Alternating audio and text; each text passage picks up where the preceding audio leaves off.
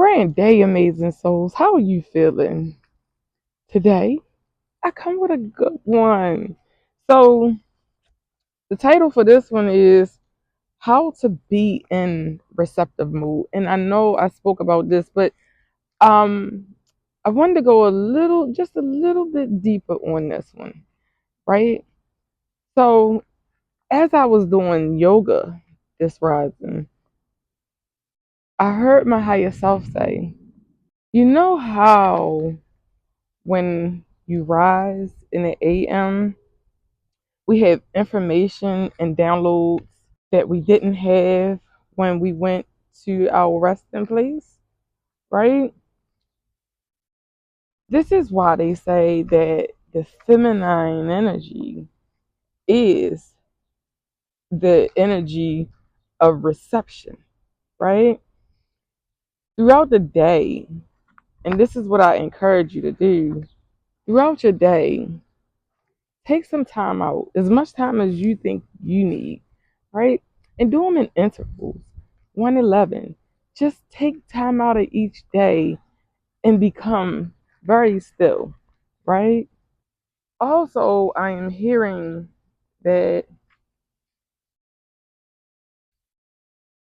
our bodies and our minds can be worked on by the powers that be. And another thing is, right, we all have the power within us to change our minds and our bodies, right? Um, I know when I first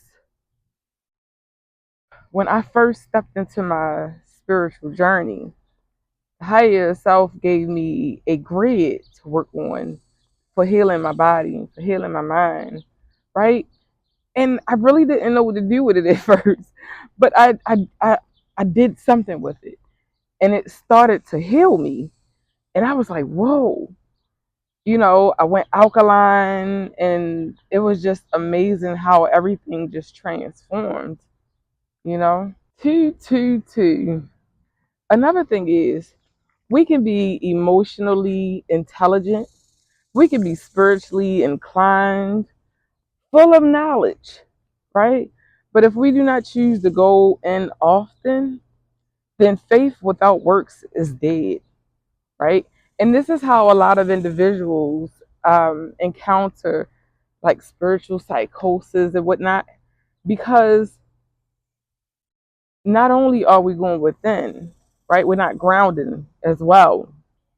It does not matter how you choose to receive the feminine energy, right? It can be it can be prayer. You can pray. You can meditate. Because for a long time I was closed off to praying, and I'm still learning how to get back into that.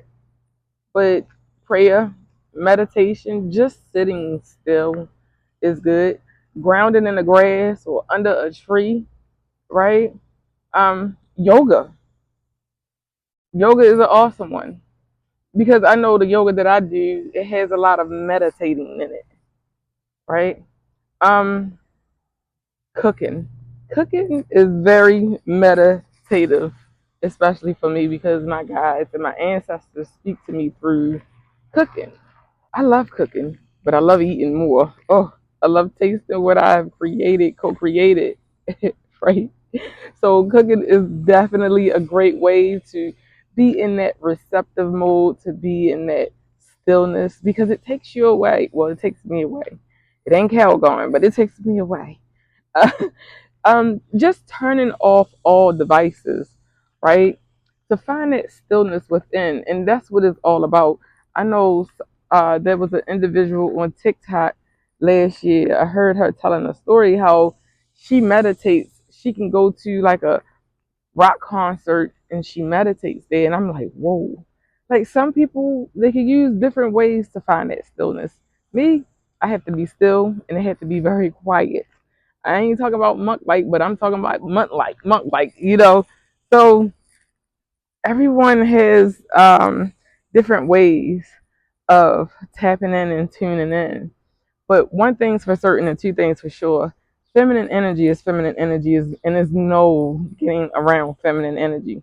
So with that being said, I love you. And it does not matter if you're a masculine or feminine energy. If you are on this spiritual journey, and it don't even matter if you're on a spiritual journey, because prayer is for all, everyone prays. Let something happen in your life, you're gonna find a way to pray. Look, y'all, I'm having the roughest time shooting this video. But we got through to the edge. If you haven't heard it today, I love you. I love me. I love us. I love we. Happy Mercury retrograde. Happy Saturn retrograde. And everything else that's retrograding. Peace.